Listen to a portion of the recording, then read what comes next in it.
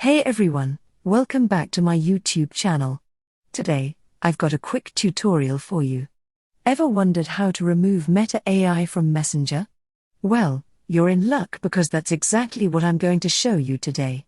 So, let's dive right into it without wasting any time. Alright, so first open the Messenger app.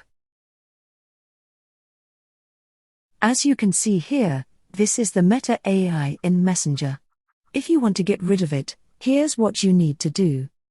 First things first, close the Messenger app. Now, head over to your phone settings. Next, tap on General. Scroll down and select iPhone storage. Now, look for the Messenger app. Tap on it. And then select Offload app.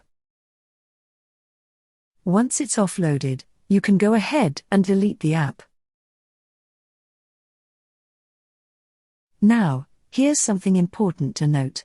If you want to completely remove Meta AI from Messenger, you'll need to download an older version of the app. This is because Meta AI is integrated into the updated version. And there you have it, folks. That's how you can remove Meta AI from Messenger. If you found this video helpful, please give it a thumbs up and don't forget to subscribe to my channel for more tech tutorials.